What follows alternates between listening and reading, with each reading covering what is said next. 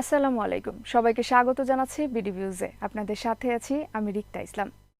বিশ্বজুড়ে যখন ক্রমাগত বিভাজন সৃষ্টি আর সেই বিভাজন থেকে ফায়দা হাসিলের প্রতিযোগিতা চলছে, তখন তুরস্কেও প্রেসিডেন্ট রিসেপ তাইপ এরদোয়ান নতুন এক সুপারস্টার হিসেবে আবির্ভূত হয়েছেন। মার্কিন যুক্তরাষ্ট্র countering Americas adversaries through sanction act তথা কার্সার আলোকে আঙ্কারার বিরুদ্ধে নিষেধাজ্ঞা আরোপ করেছে। তুরস্কের অপরাধ, তারা মার্কিন আপত্তিকে পাত্তা না দিয়ে রাশিয়া থেকে S-400 মিসাইল ডিফেন্স সিস্টেম ক্রয় করেছে। যুক্তরাষ্ট্র তুরস্কের সমরাস্ত্র ক্রয় সংক্রান্ত এজেন্সি SSB'র ওপর নিষেধাজ্ঞা দিয়েছে। কিভাবে এরদোয়ান পরিস্থিতি মোকাবেলা করবেন, আজ জানাবো সেই বিশ্লেষণ।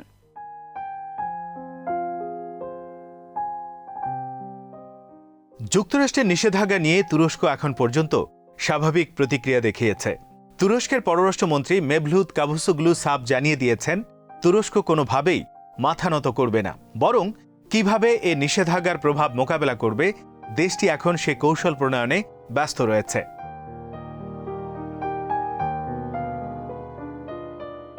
অবরোধ জারির পরও তুরস্ক একদিকে যেমন তার প্রতিরক্ষা অস্ত্র নির্মাণ ও বিপণন কার্যক্রম চালু রেখেছে, ঠিক তেমনি আবার আঞ্চলিক ও ভূরাজনৈতিক প্রভাব বিস্তারে নানা ধরনের কৌশলও অবলম্বন করছে। প্রেসিডেন্ট রিসেপ তাইপ এরদোয়ানের কার্যক্রম দেখে মনে হচ্ছে তিনি যেন নতুন করে অটোমান সাম্রাজ্য প্রতিষ্ঠার প্রক্রিয়া শুরু করেছেন। গত 18 ডিসেম্বর তুরস্কের এবং ইউক্রেনের প্রতিরক্ষা মন্ত্রী কিয়েভে জরুরি বৈঠকে মিলিত হন। এই বৈঠকটি ছিল তাৎপর্যপূর্ণ।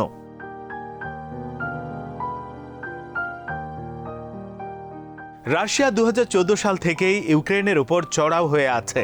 রাশিয়ার সাথে সিরিয়া ইস্যুতে তুরস্কের একটি কৌশলী সম্পর্ক রয়েছে। এমন অবস্থায় ইউক্রেনের সাথে তুরস্কের এই গাঁটছড়াকে বিশ্লেষকরা নতুন কোনো মেরুকরণের ইঙ্গিত বলেই মনে করছেন। তুরস্কের সাথে ইউক্রেনের সম্পর্ক ভালো হতে শুরু করে 2014 সাল থেকে। সে বছরেই কিয়েভে পশ্চিমা সমর্থক পৃষ্ঠ সরকারের বদল হয়। গত বছরের মে মাসে ভ্লাদিমির জেলেনস্কি দেশটির প্রেসিডেন্ট হওয়ার পর এ সম্পর্ক আরও ভিন্ন মাত্রা পায়। নাগার্নো কারাবাখের যুদ্ধে আজারবাইজান তুরস্কের সহায়তা নিয়ে জয়ী হওয়ার পর ইউক্রেনের নীতি নির্ধারকরা তুরস্কের ব্যাপারে আরও আগ্রহী হয়ে উঠেছেন।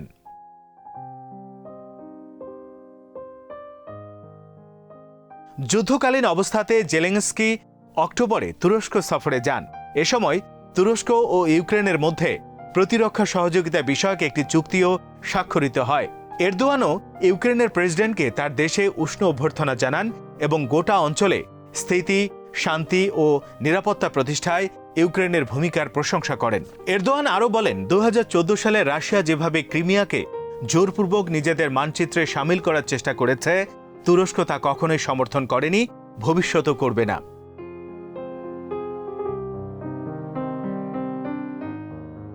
জেলেনস্কি তুরস্কের এই ঘোষণায় রীতিমতো উদ্বেলিত হন। তিনি জানান, তুরস্ক ও ইউক্রেন যৌথভাবে কৃষ্ণসাগর এলাকাকে সুরক্ষা করার জন্য দুটো নৌঘাঁটি স্থাপন করবে।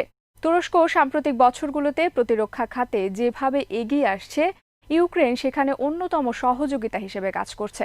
বিশেষ করে turboprop, diesel engine, avionics, drones, antiship, cruise missile, radar সহ মহাকাশ ও স্যাটেলাইট প্রযুক্তি সরবরাহেও ইউক্রেন তুরস্ককে সহায়তা করেছে।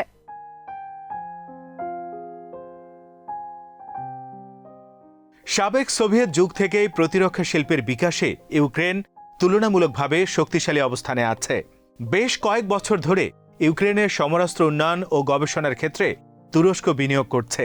ইউক্রেনের ইঞ্জিন নির্মাতা প্রতিষ্ঠান মোটর সিকেও তুরস্কের বড় একটি শেয়ার ক্রয় করেছে। তুরস্ক ইউক্রেনের সাথে মিলে যৌথভাবে কমব্যাট ড্রোন নির্মাণের কাজ শুরু করেছে।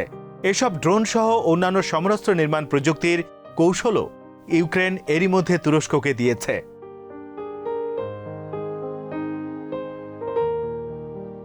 তুরস্কের মহাকাশ বিষয়ক প্রতিষ্ঠান রকেটসান বেশ অনেকদিন ধরেই রকেট ও মিসাইল নির্মাণ করে আসছে। এবার ইউক্রেন মহাশূন্য খাতেও তুরস্ক এবং রকেটসানকে সহযোগিতা করতে সম্মত হয়েছে।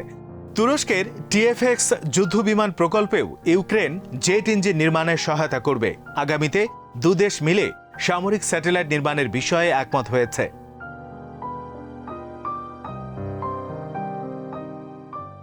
অন্যদিকে তুরস্ক ইউক্রেনকে বেরাক্তার জাতীয় নজরদারি ও সশস্ত্র ড্রোন সরবরাহ এবং আতামাকা অ্যান্টিশিপ মিসাইল দিতে রাজি হয়েছে।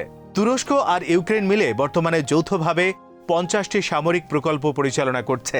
সামরিক বিশ্লেষকরা মনে করছেন, কারাবাখের যুদ্ধে আজারবাইজান যে কৌশলে আর্মেনিয়া থেকে তাদের অধিকৃত এলাকাকে উদ্ধার করেছে, ইউক্রেনও রাশিয়ার বিরুদ্ধে একই কৌশল প্রয়োগ করতে পারে। এক্ষেত্রে ইউক্রেন ক্রিমিয়া এবং কার্চ প্রণালীর উপর দিয়েও ড্রোনও ব্যবহার করতে পারে।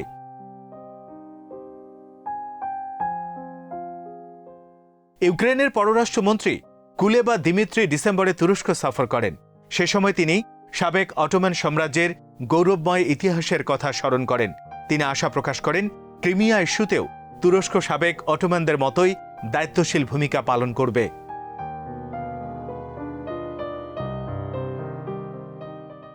কৃষ্ণ সাগরকে কেন্দ্র করে ন্যাটো সক্রিয় হতে শুরু করেছে। ন্যাটোভুক্ত অধিকাংশ দেশই এই অঞ্চলে রাশিয়ার খবরদারি নিয়ে উদ্বিগ্ন। এ সময়ে তুরস্কের সাথে ইউক্রেনের উষ্ণ সম্পর্ক প্রযুক্তিগত সহযোগিতা নতুন মেরুকরণের বার্তা দিচ্ছে। রাশিয়ার সাথে যেখানে তুরস্কের সমঝোতামূলক সম্পর্ক আছে, সেখানে রাশিয়াকে খেপিয়ে তুলতে পারে এমন কিছু ভূমিকা তুরস্ক কেন নিচ্ছে তা নিয়েও প্রশ্ন রয়েছে।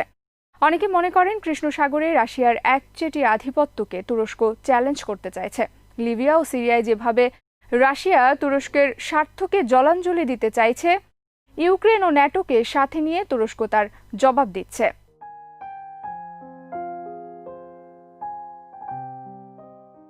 অনেক বিশ্লেষক মনে করেন, তুর্কি ড্রোনের সহায়তা নিয়ে আজারবাইজানের মতো ইউক্রেনও রাশিয়ার সামরিক স্থাপনায় আঘাত হানতে পারে। তবে এরদোয়ান সে পথে হাঁটবেন বলে মনে হয় না।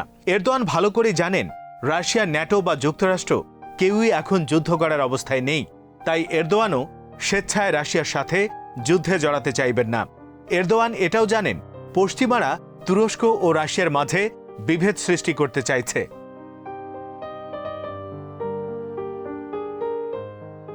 কেননা রাশিয়ার সাথে তুরস্কের দূরত্ব তৈরি হলে তুরস্ক বাধ্য হয়ে ন্যাটো ও যুক্তরাষ্ট্রের দিকে ঝুঁকে পড়বে।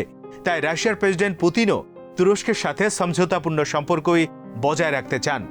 ন্যাটো যতই তুরস্কের সাথে সহজ সম্পর্ক করতে আগ্রহী হোক না কেন, ন্যাটোর সাথে তুরস্কের স্বার্থ সংশ্লিষ্ট যথেষ্ট দূরত্ব আছে। আর যুক্তরাষ্ট্রের নিষেধাজ্ঞা আরোপের পর আপাতত তুরস্কের নীতি নির্ধারকদের মাঝে যুক্তরাষ্ট্রের প্রতি কোনো সহানুভূতি থাকার কথা নয়।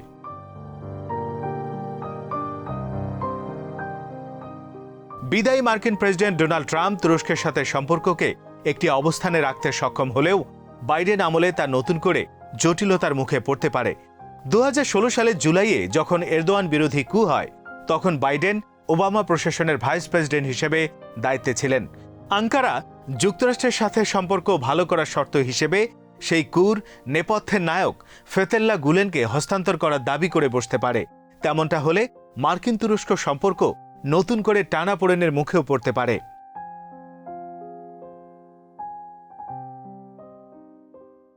তুরস্ক শুধু কৃষ্ণ সাগরে কৌশলী ভূমিকা পালন করছে তা নয়, উপমহাদেশ সহ গোটা এশিয়াতেও তুরস্ক গেম চেঞ্জারের ভূমিকায় অবতীর্ণ হয়েছে। ধারণা করা হচ্ছে, আগামী বছর থেকে ইস্তাম্বুল, তেহরান ও ইসলামাবাদের মধ্যে কার্গো ট্রেন চালু হবে। এই তিন দেশের যোগাযোগ মন্ত্রীরা সম্প্রতি ইকোনমিক কোঅপারেশন অর্গানাইজেশনের বৈঠকে ইস্তানবুলে মিলিত হয়েছিলেন।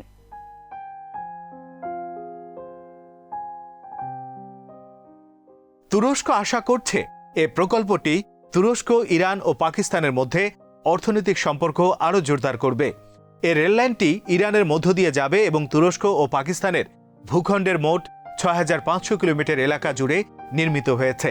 এই বিশাল রেললাইনের ২৬০০ কিলোমিটার পথ রয়েছে ইরানে, ১৯৫০ কিলোমিটার রেলপথ রয়েছে তুরস্কে, আর অবশিষ্ট ১৯৯০ কিলোমিটার পথ পাকিস্তানের উপর দিয়ে।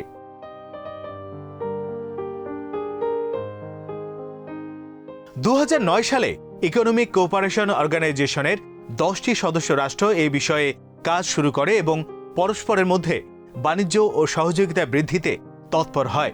মূলত সমুদ্র পথ দিয়ে পণ্য পরিবহনে যে অতিরিক্ত সময় লাগে তা কমিয়ে নিয়ে আসার জন্যই এই রেলপথটি নির্মাণ করা হয়।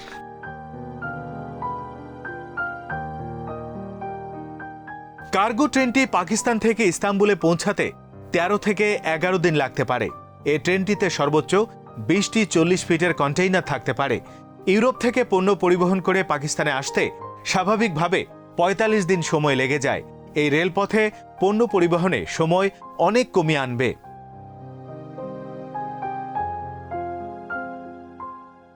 কার্গো ট্রেনটি সফলভাবে চালু হওয়ার পর এই তিনটি দেশ নিজেদের মধ্যে যাত্রীবাহী ট্রেন চালুর বিষয়ও বিবেচনা করছে। এ ধরনের যাত্রীবাহী ট্রেন চালু করতে গেলে পাকিস্তানের কোয়েটা থেকে ইরানের তাফতান পর্যন্ত রেলপথটির সংস্কার করতে হবে। এই রেলপথটি ১৯২০ সালে নির্মিত হওয়ায় অনেক স্থানে যাত্রী পরিবহনের উপযোগী নেই। ইতিমধ্যে পাকিস্তান ও ইরান উভয় দেশেই কোয়েটা থেকে তাফতানে রেলপথ সংস্কারের জরিপ শেষ করেছে।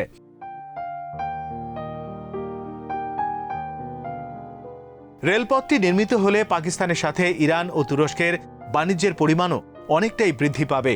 এ অঞ্চলে ভারতের প্রত্যক্ষ ও যুক্তরাষ্ট্রের পরোক্ষ প্রভাব কমে আসবে। যুক্তরাষ্ট্রের পৃষ্ঠপোষকতায় মধ্যপ্রাচ্যে সৌদি ও আমিরাতের নেতৃত্বে গড়ে ওঠা ব্লকের কার্যক্রমকে পাল্টা জবাব দেওয়ার জন্য তুরস্ক এসব প্রকল্প বাস্তবায়ন করে যাচ্ছে।